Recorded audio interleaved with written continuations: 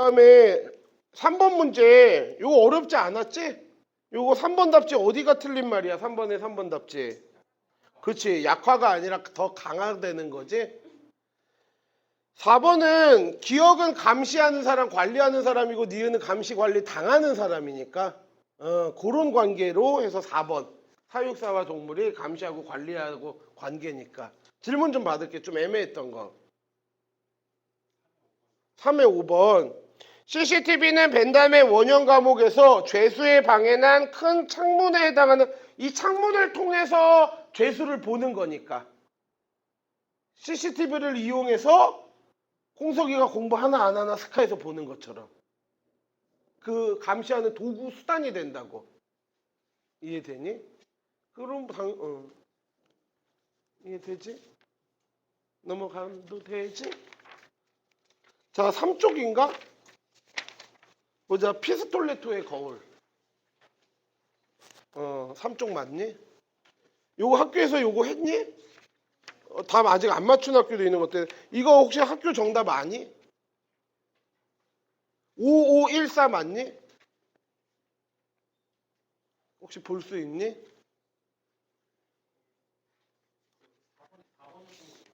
어, 5514.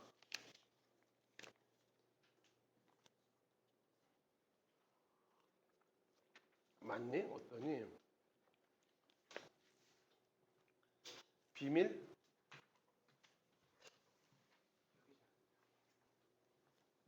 아무도 모르는 거야?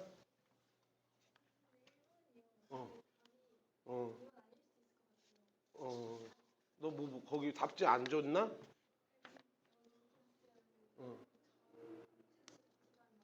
아, 전차실 거만? 근데 답만 불러줘. 뭐야? 오케이. 5514. 오케이, 보자. 그래. 두 번째 거 답은 5514래. 자, 여기 지문 좀 같이 볼게. 미켈란젤로 피스톨레토는 1933년 이탈리아 비엘라에서 태어나 작품 수복가는 작품 그 훼손된 거 복원하는 사람이야. 그였던 아버지의 가르침으로 1947년부터 그림을 그리기 시작했다. 뭐 특별한 내용 없지? 한 15살 때부터 그림 그렸네. 1960년대 중반부터 이탈리아의 전위 그룹인 아르테 포베라의 일원으로 활동했대. 여기 찾아보니까 가난한 예술가라는 집단이래. 아르테 포베라가. 활동하면서 서서히 주류로 부상하여 점차 세계적인 명성을 얻기 시작했고, 특히 일본 단위다 보니까 항상 뒤쪽에 중요한 내용이 나올 수밖에 없어. 거울을 주 재료로 사용하여 연출해서 환영과 실제를 넘나드는 독특한 설치 환경은 그만의 독점적인 영역이었다. 이렇게 뭐 그냥 피스텔레토의 어떤 삶의 어떤 뭐 연역이라 그래야 돼. 행적에 대한 이야기야. 그치? 뭐 그게 중요한 내용 아니고 이제 주목할 점은 거울을 사용해서 요런 환상과 실제를 넘나드는 예술 요걸 만들었대. 다음 이 문단 볼게. 너 졸립지? 좀 저기 서서 조금 해봐봐. 응? 어떡하지? 자, 반사 표면에 대한 그의 관심은 이거 안 본다해서 그러면 반사 표면이 잘 드러나는 거울 뭐 이런 말 좀 써줬으면 참 좋았는데 갑자기 이런 말 나와버리니까 좀 당혹스러워. 나 처음에 이게 문단 이 문단이 아닌 줄 알았어. 요거에 대해서 관심 가졌대. 거울이 뭘 반사하잖아. 표면에서 반사하잖아. 이 관심은 이미 1950년대 후반에 시작되었다 해서 잠깐만 먼저 얘기하면은 이 문단은 얘 이름 뭐였지? 피스톨레토. 이 피스톨레토의 반사 표면에 대한 관심이 어떻게 형성 발전했는지 말해주는 거야. 알았지? 뭐야 이게?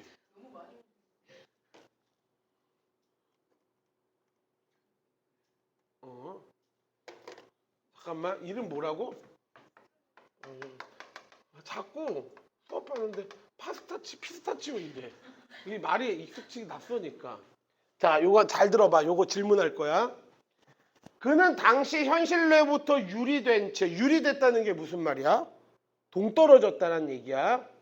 유리된 채 지나친 개성만능주의에 빠진 앵포르멜 미술의 대안을 모색하던 작가들과 의견을 같이 했다. 자, 피스톨레토는 앵포르멜 미술을 추구했다, 거부했다.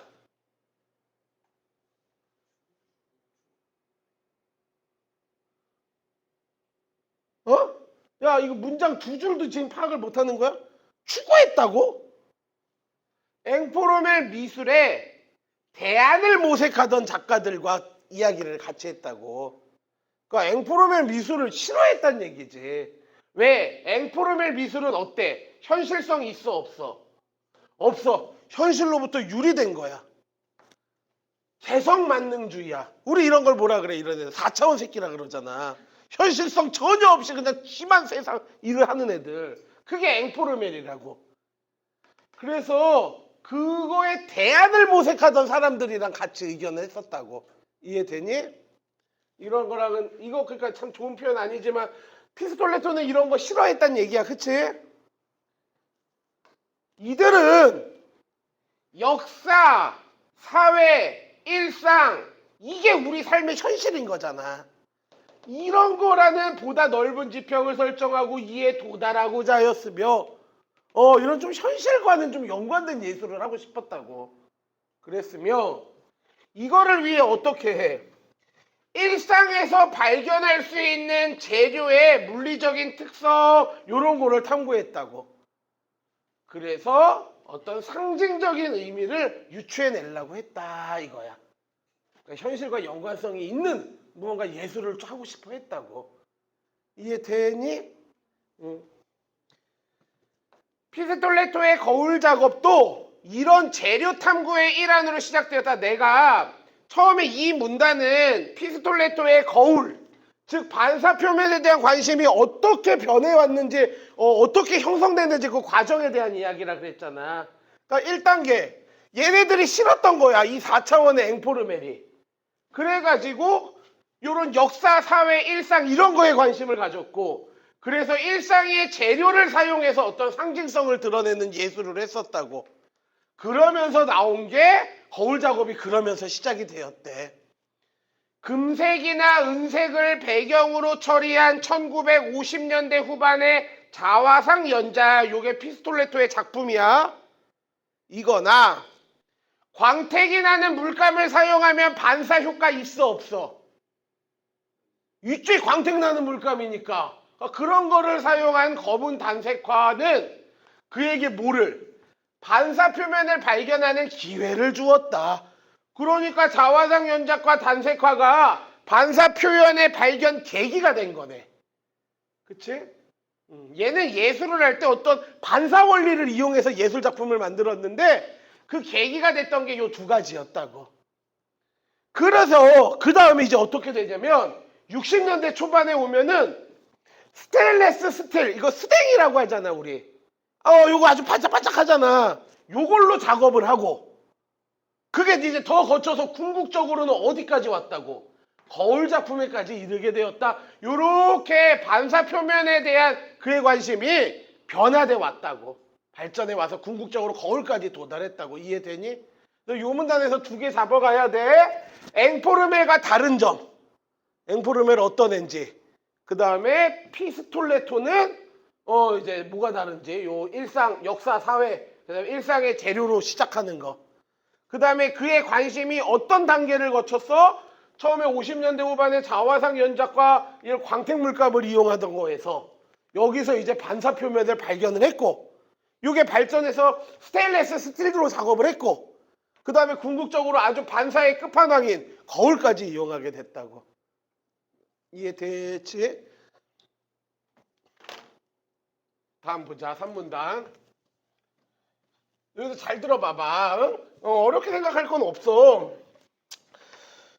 물어보면서 할게. 현대 미술의 모든 경향이 그렇듯 피스톨레토의 거울 작품 또한 그것이 혁신이든 계승이든 서구 미술의 전통과 필연적인 관련을 맺고 있대. 그게 혁신일 수도 있고 계승일 수도 있는데 어쨌든 서구 미술의 전통과 연관성 있다 없다 답지 나오면 있어. 그럼 서구 미술의 전통이 뭐냐? 결론부터 얘기하면 사실주의야. 똑같이 재현해내는 거. 읽어볼게. 그림을 나오는구나. 현실을 반영하는 거울이라고 한 르네상스 미술가들의 예를 들지 않을 거는 말하지 말지. 들지 않더라도 눈에 보이는 사물들을 거울에 비친 모습과 같이 어떻게 정확하게 화면에다가 캔버스에다가 도화지에다가 옮겨놓는 게 서구 미술의 목표였다고. 서구 미술의 전통이었다고. 피스톨레토도 요거는 그대로 이어왔다고. 사실주의를 그대로 받아들였다고. 이해되니? 어떤 것은 주지의 사실이다. 더욱이 그림 속의 거울을 실제로 그려놓은 미술사의 실예들은 그러면은 서구 미술은 질문이야. 피스톨레토 이전에도 그림 속에다가 거울을 그렸었다. OX. 그치?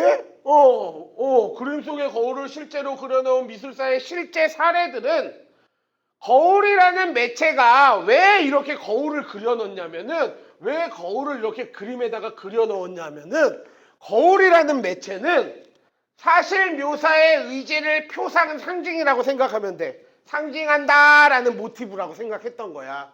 내가 내 그림 속에 거울을 넣잖아? 그 얘기는 나는 사실 묘사하는 화가야 이런 상징이었다고. 그래서 피스톨레토 이전부터 그림 속에 거울을 그리는 건 있었고 그거는 서구 미술의 사실대로 그리는 게 목표였고 전통이었고 그랬었다고. 이해되니? 의지를 표상하는 모티브가 되어 왔다는 점을 환기시킨다. 하이퍼리얼리즘과 같은 현대회화에서 하이퍼리얼리즘이 뭐야? 현대회화야. 현대 그림이 하나야. 현대회화에서 거울이나 반사 표면은 현실의 복사라는 그림의 본성을 강조하는 소재로 채용되어 온 것이다. 그래. 오늘날 현대회화에서도 거울은 현실 복사라는 그런 상징성을 가지고 있어. 이 말이네. 이해되지? 피스톨레토의 작품은 거울에 비친 세계를 다시 그리는 대신에다가 동글뱅이 쳐놔. 거울에 비친 세계를 다시 그리는 게 아니라 그러한 세계 자체를 만들어낸다. 이제 요거는 피스톨레토와 현실 그 세계의 그 거울을 이용한 그림과 피스톨레토의 공통점이야, 차이점이야. 요거는 차이점이지. 이해되니? 그러니까 피스톨레토도 그림 속의 거울을 이용해가지고 사실주의를 드러내려는 예술의 계승이었어. 그런데 피스톨레토는 작품은 거울에 비친 세계를 그리는 게 아니라 그러한 세계 자체를 그냥 만들어내는 거. 즉 그의 작품은 사실주의의 전통적인 귀결이라고. 그래서 어느 정도 혁신의 측면도 있는 거라고. 이해되니? 이해 안 돼. 이게 피스톨레토의 그림을 알아야 이해가 돼. 근데 그림이 이런 그림은 그냥 내가 만든 거야. 이런 느낌이야. 뭐냐면은 독특해. 여기 잠 좀 깨봐. 이거 지금 잘 들어야 되는데. 이렇게 있고 예를 들어 여기 미술관 바닥이 격자무늬야. 그러면 여기도 이렇게 격자무늬로 만들어. 그러면 이 그림을 보통 미술관에는 그림을 이렇게 사람 시선에 맞게 위에다가 걸잖아. 근데 피스톨레토 작품이 이 그림을 바닥에다가 이렇게 딱 붙여놔. 바닥 벽 이렇게 밑에다가. 그러면은 이 바닥이랑 여기랑 딱 똑같아. 그러니까 이 그림이 현실처럼 보여. 그리고 여기다가 거울을 딱 갖다 놔. 그래서 내가 딱 관람자가 보잖아? 그럼 여기 이제 현수가 딱 나오는 거야. 그래서 내가 막 요런 표정을 지으면은 이제 얘가 받으십시오 할 때 거절이라는 의미가 되고 내가 이런 표정을 지으면은 요 받으십시오라는 의미에 대한 어떤 환희, 기쁨, 수용 이런 의미가 되고 이렇게 얘 그림은 그냥 단순히 거울에 비친 세계를 그냥 그린 게 아니라 세계 자체를 만들어낸 거라고. 현수가 서 있으면 현수가 되고 뭐 홍석이가 서 있으면 홍석이가 이렇게 뭐 고백받는 게 되고 이렇게 세계를 만들어냈더라고. 사실주의 전통의 궁극적인 귀결, 아주 사실주의의 그냥 끝판왕이다 이런 말이야. 이해되니? 그래, 그래서 이전과의 공통점은 피스톨레토도 역시 거울을 이용하고 그래서 사실을 묘사하려는 의지가 있었고 이런 거는 서구 전통 미술 전통을 계승한 거지만 그는 단순히 비친 세계를 그리는 정도가 아니라 그것 대신 세계 자체를 만들어내는 점에서 혁신도 있었다고. 이해되지? 다문단 볼게. 사실주의 전통의 근간은 원근법에 있다. 사실주의는 원근법, 요게 근간이래. 화가의 눈이라는 거울에 비친, 여기서 거울은 진짜 거울이 아니라 뭐를 비유한 거야? 화가의 눈을 비유한 거지. 눈에 비친 3차원의 세계를 2차원의 평면 위에 옮겨놓기 위해 고안된 방법이 원근법인데 그것에 의해 그려진 그림 앞에서 잘 봐봐. 관람자는 자신 앞에 펼쳐져 있을 법한 세계를 화가의 눈을 빌려서 보게 되는 거야. 그림이라는 거는 화가가 지 눈으로 보고 그린 거지. 그러니까 내가 보는 이 그림은 내 눈으로 본 세상이 아니라 화가의 눈에 비친 세상인 거라고. 이해되니? 그런데 그 공간은 관람자가 아니라 화가의 망막에 맺힌 형상을 옮겨 놓은 것이니까 관람자 입장에서 보면 그 그림은 현실의 반영이야 아니야? 아닌 거지. 화가 현실의 반영인 거지. 내 현실의 반영이 아닌 거라고. 이해되지? 서구 미술에서 그 사실주의 원근법은 결국에는 관람자의 현실 반영이 아니라고. 근데 피스톨레토의 거울은 관람자가 속한 현실 공간을 보여주잖아. 내가 여기서 파란색 옷을 입고 관람을 하면 이 작품은 여기 파란색 그림이 되는 거고 내가 속한 현실을 보여주는 거라고. 화가의 눈에 비친 현실이 아니라. 이해되니? 그래서 보다 진전된 사실주의, 찐 사실주의 돼버렸다 이 말이야. 관람자 중심으로 바꿔버렸다고. 화가 중심이 아니라. 마지막 문단. 이와 같이 매체의 속성상, 여기서 말하는 매체가 뭐야? 거울. 그치?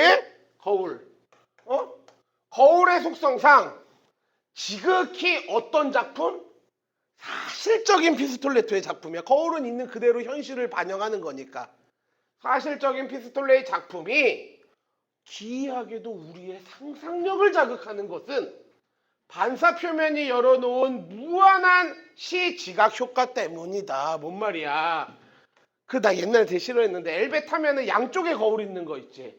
그거 보면 거울 속에 또 내가 있고 해서 이거 13번째 날을 세면 엘리베이터 못 내린다 그러잖아. 죽는다고.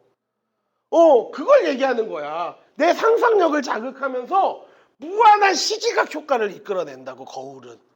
이해되니?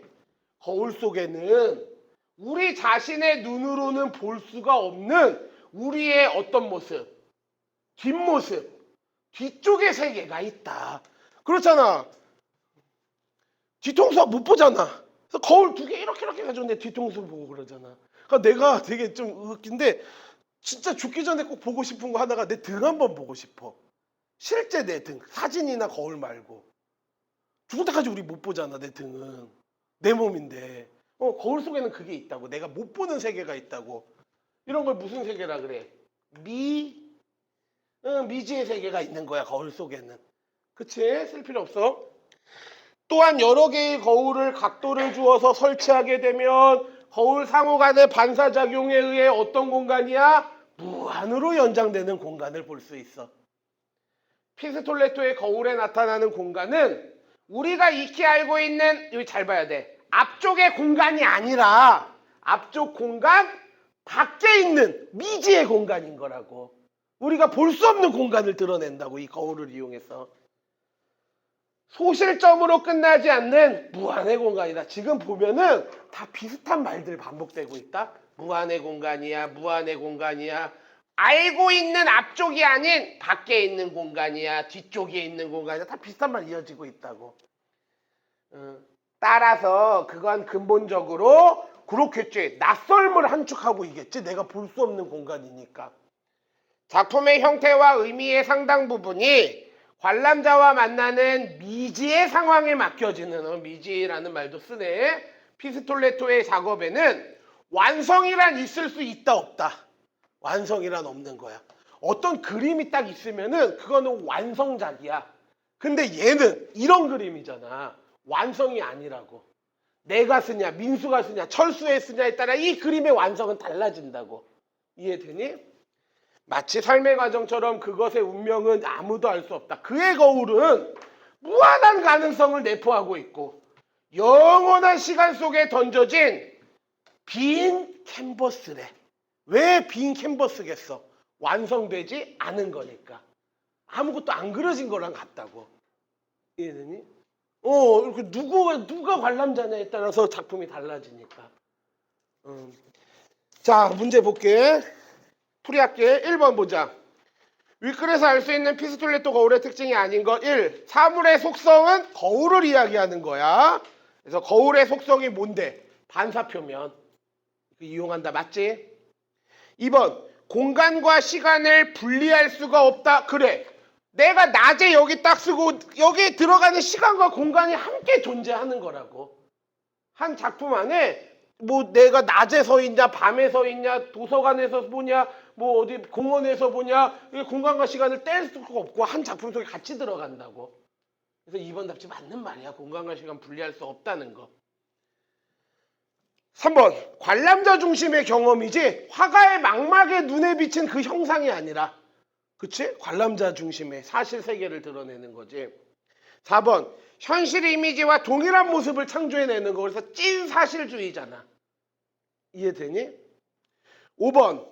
허구의 세계를 사실로 착각하게 만들어준다가 아니라 그냥 사실적인 세계 그 자체인 거야. 이 그림이. 허구의 세계가 아니라.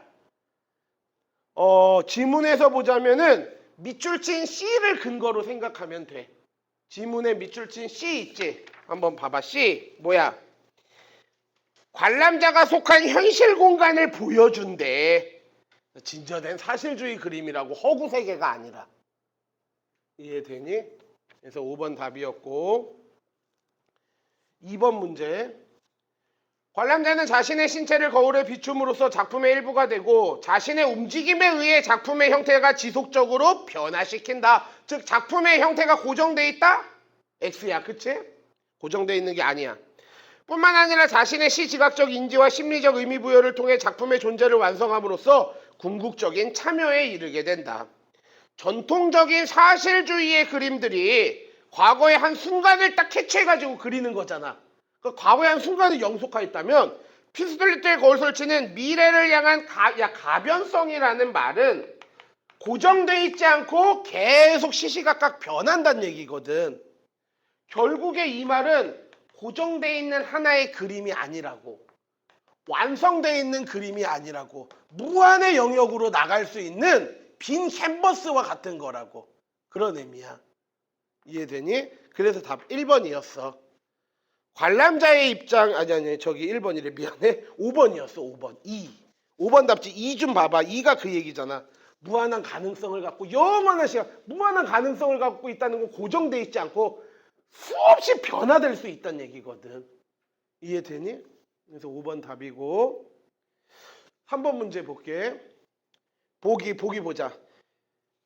피스톨레토는 조각회화 등 여러 장르와 영역을 넘나들며 서양의 전통적인 미의식의 흐름과 현대 미술의 물질성, 분열적인 현대인의 고립성과 다양성을 보여주고 있다. 뭐 필요 없어. 그는 그러한 의식을 거울을 이용해서 나타냈는데, 걷는 여인에서는 피스톨레토가 실제로 그린 걷는 여인의 이미지와 거울에 비친 관람자의 이미지를 통해 그가 뭘 의도했냐? 1번이 정답이었어. 관람자 입장에서 현실 세계를 보여주고 싶었던 거야. 미술가의 망막의 눈에 비친 현실 세계, 이거 관람자한테는 현실이 아닌 거잖아. 그게 아니라 이렇게 빨간 옷을 입은 여자가 이렇게 우산 들고 걷고 있고 여기 거울을 설치해놔. 그래서 내가 서 있어? 그러면 여친과의 산책. 뭐 예를 들어서 시연이가 서 있어? 그러면 절친과의 뭐 산책, 뭐 이런 식으로. 그 관람자 입장에서의 현실 세계로 만들어준다고. 이해되지? 자, 4번 문제. 기억과 같은 표현상의 특징이 반영되지 않은 것은 했는데, 자, 기억 봐봐봐. 아이고야, 기억 어디 갔냐? 기억 이거잖아. 이거. 일상에서 발견되는 재료. 즉, 우리가 생활 속에서 쉽게 접할 수 있는 일상적 재료. 그거에 어떤 물리적인 특성을 이용해서 그래서 뭐를 유추해낸다? 상징적인 의미를 이끌어내는 거야. 자, 물리적 특성이라는 말이 굉장히 좀 낯설고 추상적인데 그냥 그 대상이 갖고 있는 그런 어떤 재료의 성질 이런 게 물리적 특성이잖아. 또는 그 대상이 갖고 있는 어떤 메커니즘, 뭐 작동 원리 이런 게 물리적 특성이거든. 자, 그럼 1번 답지 봐봐. 예리한 칼끝으로 몸을 깎기어도 단정하고 꼿꼿한 한 자루의 연필처럼 정직하게 살고 싶습니다. 라고 연필이 가지고 있는 물리적 특성을 이용해서 정직하게 살고 싶다 이 말을 한 거야. 연필 단정하고 꼿꼿해. 그 다음에 이렇게 칼끝으로 몸을 깎으면서 이렇게 사용을 해. 그런 연필의 어떤 물리적 속성을 가지고 정직한 삶이다 이렇게 끌어왔다고. 2번 나는 새 장을 하나 샀다. 그것은 가죽으로 만든 것이다. 날뛰는 내 발을 집어넣기 위해 만든 자묵은 감옥이었던 것.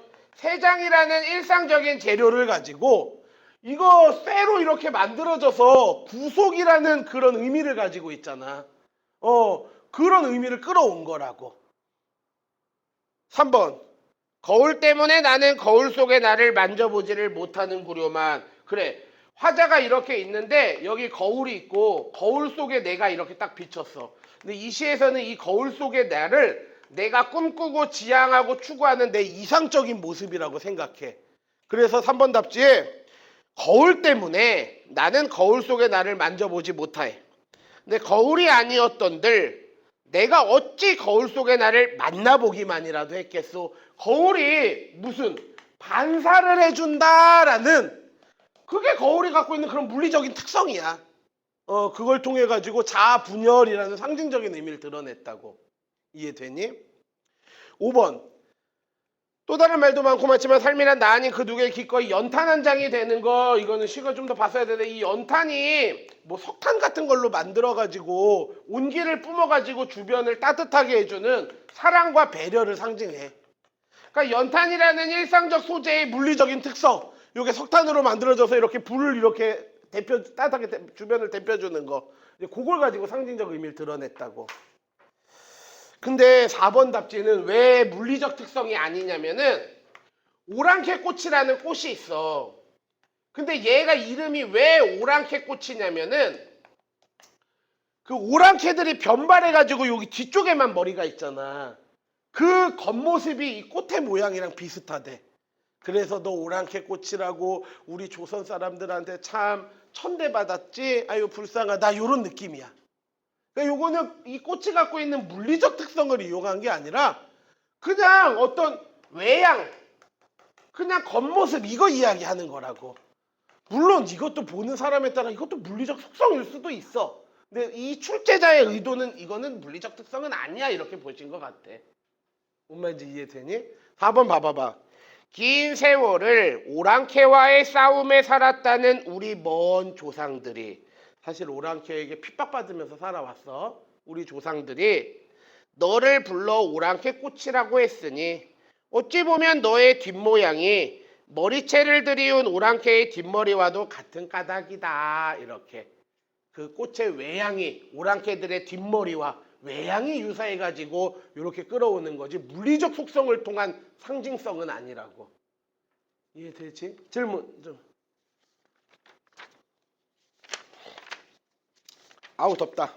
자, 이제 첫 번째 거 보자. 노화의 방지. 요거까지 하고 쉽게.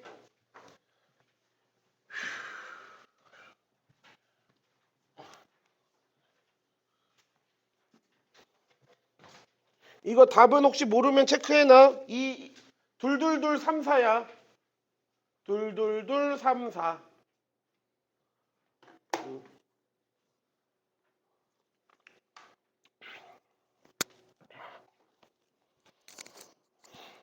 자, 볼게.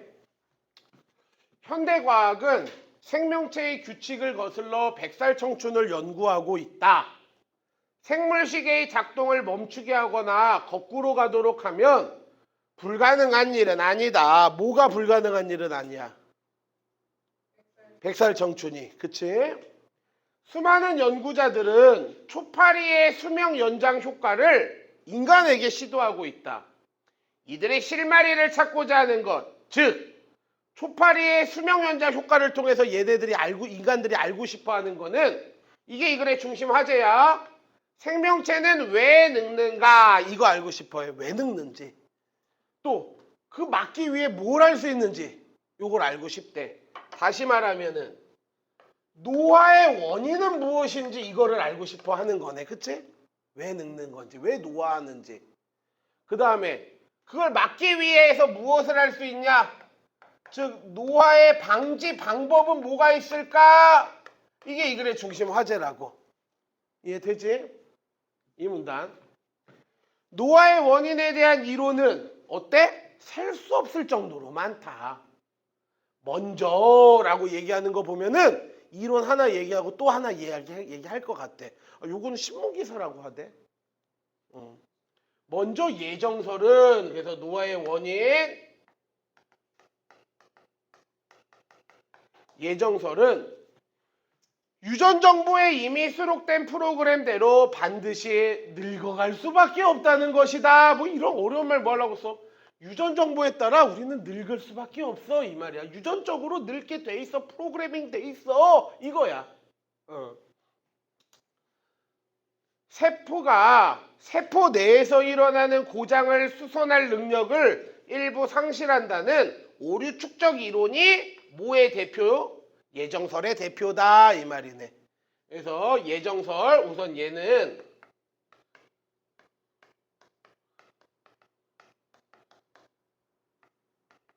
유전 프로그램대로 우리는 늙어가는 거야 이거였어. 요거의 대표적인 거 첫 번째 무슨 이론? 무슨 이론? 오류 축적 이론. 이게 뭐야? 우리 몸에 고장이 나잖아? 그럼 이거 고칠 수 있다 없다? 고칠 수 없다는 거야.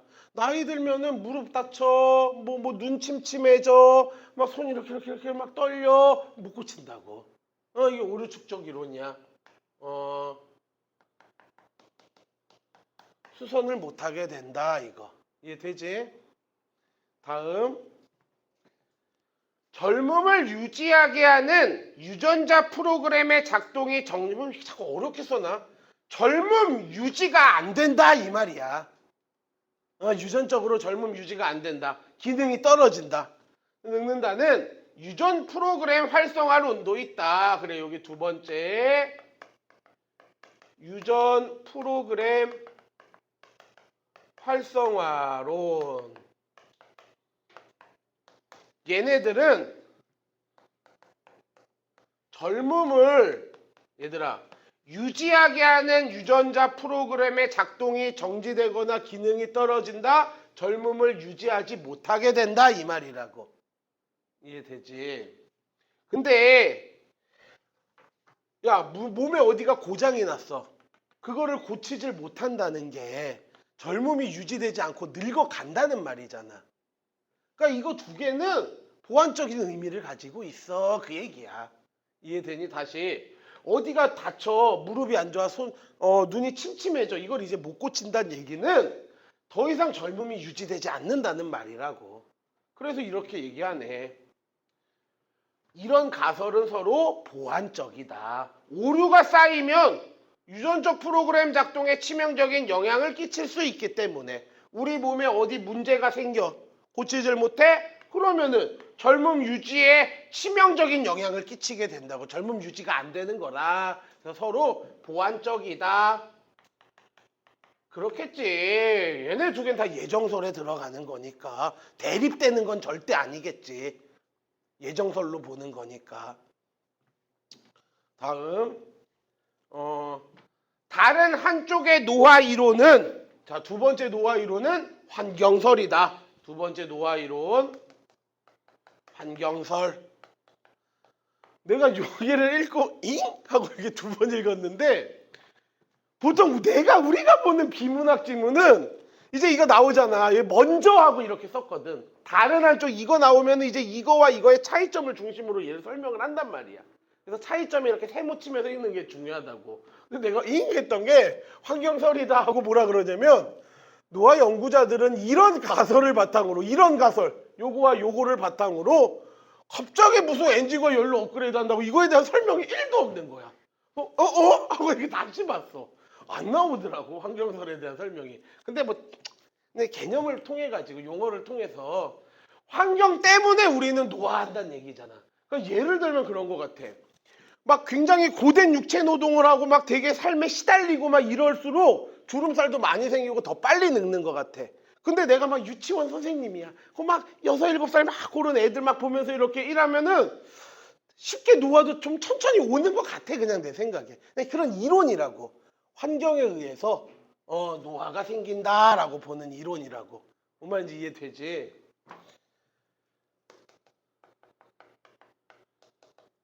자, 볼게. 노화 연구자들은 이런 가설을 바탕으로 생명 현상의 엔진과 연료를 업그레이드한다? 젊어지려고 한다? 이런 말이겠지. 하지만 지금까지 노화 방지제는 각종 윤활유 작동을 원활하게 하는 정도다. 그냥 이런 기능이 조금 수선하는 기능, 젊음 유지가 조금 더 보톡스 맞아가지고 좀 더 유지하려는 그냥 윤활유 정도 수준이지 완전 업그레이드 되지 못한다고 엔진이. 완전 젊어지지는 못한다. 이렇게. 자, 이제 이거 나오네 3문단. 이미 나온 여러 노화 방지 질문 하나 하자. 글쓴이는 자 듣고 OX야.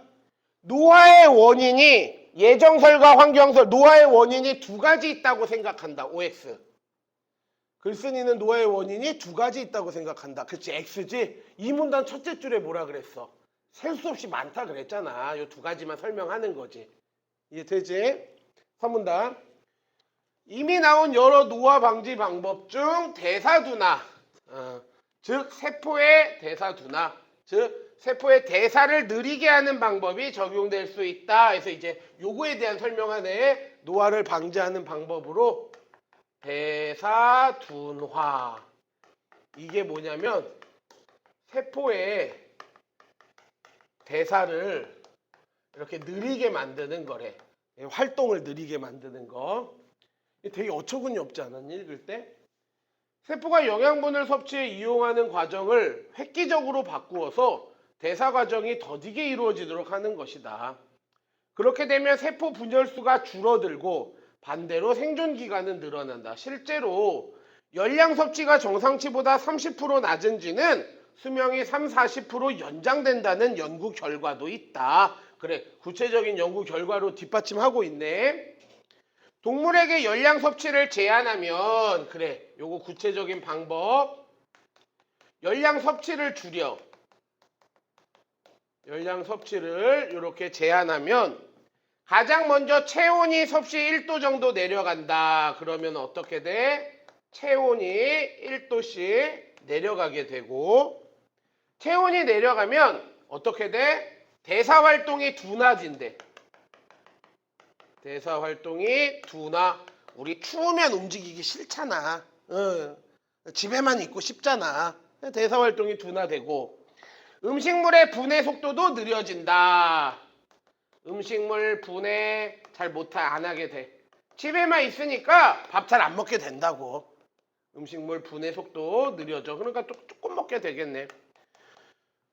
적게 먹은 만큼 음식물의 연소활동 역시 감소한다. 음식물의 연소활동도 감소한다. 즉 에너지 조금밖에 못 만들어낸다는 얘기겠지. 음식물 연소활동 감소하는 것이 것이다. 이 같은 실험 결과를 사람에게 적용하면 생명 연장의 돌파구를 마련할 수 있다. 하루에 1400 이거 칼로리가 아니라 킬로칼로리야. 오타야. 킬로칼로리 정도만 섭취하면 수명을 30년이나 연장할 수가 있다. 그래. 사람한테도 이게 실제 그래? 신기한데?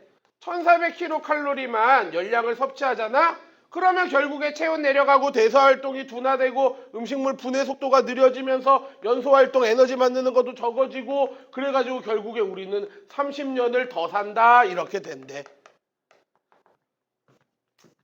물론 현재 열량 섭취를 절반 이하로 줄여야 한다. 그 얘기는 추론적 독해하면은 현재 우리는 몇 칼로리 섭취하면서 하루를 산다.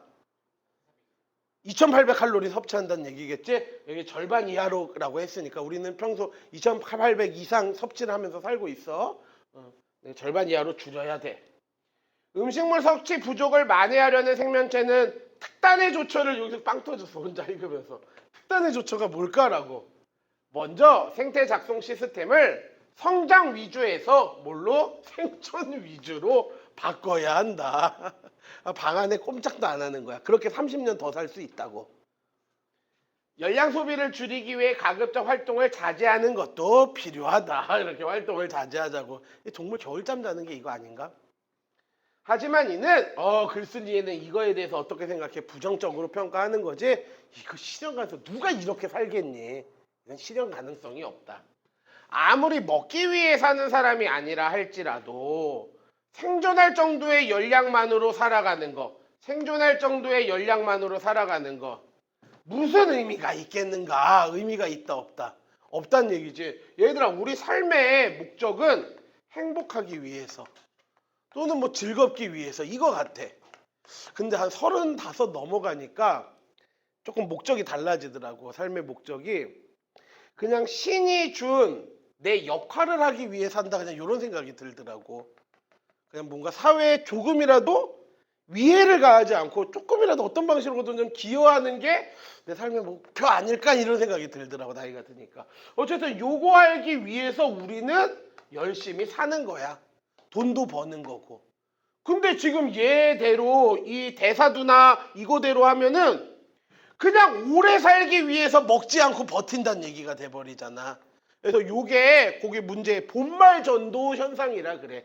그 4번 문제였나 3번 문제였나. 혹시 아니 본말전도? 본말전도는 중요한 것과 사소한 것이 뒤바뀌어 버린다. 이게 본말전도야. 이게 본말전도야. 그래서 대사두나는 왜 실현 가능성이 없다? 오래 살긴 사는데 의미 없이 살게 돼버리니까 본말전도 된다고. 본은 뭐야? 의미 있게 사는 거야. 즐겁게건 행복하게건 이게 본이야. 말은 그거 하기 위해서 뭐 돈도 벌고 살아가고 이런 거지. 근데 그게 바뀌어 버린다고. 그래서 본말 전도가 여기 답이었어. 마지막 문단 볼게. 자, 그래서 여기 잠깐만 다시 정리 좀 해보면 뭐 안 적어도 돼. 책에 있는 내용 그대로 쓰는 거니까. 요거 노화 방지 방법으로 대사두나에 대해서 요런 과정을 통해 가지고 이렇게 더 살 수 있다 이거야. 하지만 이렇게 사는 거는 무의미하다. 이런 삶은 실제 실현 가능하지가 않다. 이렇게 본 거였어. 그치? 마지막 문단 보자. 하지만 지금까지 동물 실험에서 밝혀진 수명 유전자들의 뭐야? 5문단. 최근 유전학자들은 노화를 근원적으로 차단하기 위해서 수명 유전자 요거를 찾고 있다. 아이고. 노화 방지 방법 두 번째네. 노화를 방지하려고 사람들 못 찾고 있대 지금. 수명 유전자 찾고 있대. 그치? 사람의 노화를 유도하는 몇몇 유전자의 염색체 위치를 알아내기도 했다라고 연구 성과도 제시하고 있어. 그치? 몇몇 유전자는 염색체 위치까지도 알아냈대. 성과도 제시하고 있어. 20대 이후에 급격히 노화가 이뤄져 심장병, 동맥경화증 등으로 죽는 원어증후군, 비슷한 증상의 질병으로 일찍 노화가 진행되는 프로게린 등은 노화 관련 유전자의 실마리를 제공할 수 있다. 오늘날의 이런 병 때문에 우리는 노화와 관련된 유전자를 좀 알아낼 수가 있다고. 수명 유전자를 알아낼 수가 있다고. 이런 질병의 원인이 되는 유전자를 찾아서 없애면 되기 때문이다. 이걸 찾기만 하면은 유전자 조작하는 것이 넘지 못할 산은 아니다라고 굉장히 장밋빛으로 서술하고 있어요. 글쓴이의 생각은 아니야. 이제 마지막 문단에서 하지만 이거 말도 안 돼 이렇게 얘기가. 그래서 노화 방지하는 두 번째 방법, 수명 유전자 요거에 대해서 우리는 지금 탐색하고 있다는 얘기야. 그래서 저런 질병에서 노화 관련 유전자의 실마리를 막 사람들이 지금 찾고 있다고. 이해되지? 마지막 문단. 하지만 지금까지 동물 실험에서 밝혀진 수명 유전자의 구실이 어떻다? 미미한 것으로. 이거를 파악하면은 인간의 노화를 대해서 해결할 줄 알았는데 실제 동물 실험에서 해보니까 얘의 구실이 크다 작다. 작다고. 얘 역할이 별거 없었다고. 그러니까 이거 찾아봤자 노화 방지할 수 있다 없다. 없단 얘기야. 얘 구실 미미하다고. 인간 유전자 지도가 완성된 지금 이론적으로 불가능한 건 이론적으로는 불가능한 거 없어 보여. 하지만 아직은 많은 생물학적 연구가 뒷받침되어야 한다. 어떤 연구? 유전자 하나하나의 기능을 따지는 연구. 몇십 년이 걸릴지도 몰라. 설령 그 밝혀졌어도 문제가 남어. 몇 개의 유전자가 노화 과정을 지휘한다고 해도, 그래서 그 지휘 과정을 밝혀냈어도 보조하는 유전자가 또 수천 개에 이른다. 결국에 이걸로 노화 방지 방법 찾아낼 수 있다 없다? 없단 얘기지. 그치? 이거 유전자 이거 이론적으로나 가능한 거지. 유전자 하나하나 기능 따지는데도 몇십 년이 걸리는데 또 보조 유전자도 수천 개나 있는데 동물 실험에서 몇몇 시계의 유전자를 찾았다는 기사에 요거 찾았다고, 요거 유전자 찾았다고 기대 갖는 거는 바람직하지 않다. 기대 갖지 마 이 말인 거야. 좀 완곡하게 쓴 거지. 이거 찾았다고 우리 노화 방지에 대한 꿈은 꾸지 말어 이 말이라고. 중요한 것은 예정설과 환경설을 구체적으로 인체에 적용하는 임상실험을 늘려가는 거지 이 유전자 찾는 게 능사는 아니라고. 이를 통해 뭐 작동을 멈춰 되돌릴 수 있는지 그 방법을 찾자. 뭐 마지막에 뭐 요거에 대한 이제 임상실험 많이 하자 이렇게 이야기되고 있네. 자, 문제 좀 볼게. 자, 1번 봐봐. 어디가 틀렸나 보자. 표제와 부제로 적정한 건데 1번 인간 수명 유전자의 발견, 이거 발견했다고 100세 청춘이 현실돼? 아니지. 틀렸네. 이거는 인간 수명 유전자의 구실이 미미하다라고 융분당 처음에 이야기했잖아. 기억나니? 그래서 이거는 이 글의 내용을 대표하는 제목이 될 수 없지. 2번 생명시계를 멈추려는 인간의 욕망. 맞지? 그래서 막 모두 찾고 뭐야 저거 대사두나도 해보고 막 그러잖아. 근데 이거 공상 수준 넘지 못하잖아. 현실에서 기대 갖지 못하는 거잖아. 그래서 2번이 적절했다고. 3번 어디가 틀렸나 보자. 인간 수명 연장의 획기적 방법, 비만 방지 효과는 더 막 비만 방지 효과가 있다는 거 보니까 요거는 유전자 탐색하는 거 아니라 요걸 얘기한 거네. 그치? 근데 이 대사두나라는 이 획기적 방법이 이 글의 제목으로 쓸 만큼의 어떤 중심 내용은 아니잖아. 그치? 그 다음에 이거 글쓴이는 이 대사두나가 획기적인 방법이다 이래보지. 이거 무의미하다. 실현 불가능하다고 생각해. 뭐가 획기적이냐? 밥 그냥 굽는 건데. 4번 인간 생명 연장의 가능성, 인간의 한계는 어디까지인가? 이렇게 제목을 붙여버리면은 생명 연장이 가능하다는 의미가 돼. 인간의 한계가 정말 없구나 이런 말이니까. 그러니까 틀렸지. 얘는 생명 연장 지금으로서는 좀 불가능하다는 좀 부정적 입장 취하고 있었으니까. 5번 인간 유전자 지도의 완성. 맞아. 여기 나왔어. 유전자 지도가 완성된 지금 이렇게. 근데 이게 제목감은 아니지. 제목은 중심 내용을 담아야 되는 건데 이게 제목이 될 수는 없잖아. 그리고 이게 생명 연장의 돌파구를 결국 마련한 거야? 아니잖아. 그런 거. 이해되지? 자, 2번 문제 볼게. 보기 첫째 줄 보자. 인간 유전자 지도 판독이 가능해지면서 밑줄 유전자 결정론 밑줄 그어놓고, 자 끝에서 둘째 줄 볼게. 예를 들어 수학을 잘하는 유전자, 외국어 빨리 습득하게 하는 유전자 같은 것이 존재하여 밑줄 태어나는 순간 이것들이 결정된다라고. 그러니까 지금 이 보기는 수학 유전자, 영어 유전자, 국어 유전자에 의해서 능력이 결정된다라고 일반화 시켜버리는 거야. 글쓴이는 이거 가지고 그럼 뭐라 그럴 거냐면, 칠할 유전자 이거 따지려면 몇십 년 걸리네. 그랬어? 그런데 이거 보존의 유전자 수천 개인데 그것까지 어떻게 밝혀내? 네 말은 이렇게 일반화시킬 수 없어. 보존 유전자가 수천 개야 임마. 이렇게 얘기하겠지. 그래서 답 2번이라고. 하나의 유전자가 특정 현상을 좌우한다는 생각은 이론일 뿐이야. 이론적으로나 가능해. 이해되니? 3번. 니은의 관점에서 기억을 비판할 수 있는 근거인데, 자, 니은은 지금 요거야, 환경설. 얘가 얘를 비판하는데, 잠깐만, 그러면 얘와 얘의 개념을 정확히 먼저 잡아야지. 얘는 환경에 의해서 노화가 결정된다고 보는 거야. 빨리 늙기도 하고 천천히 늙기도 하고. 반면에 얘는 아니야. 그냥 유전 정보에 그게 다 프로그램이 돼 있어.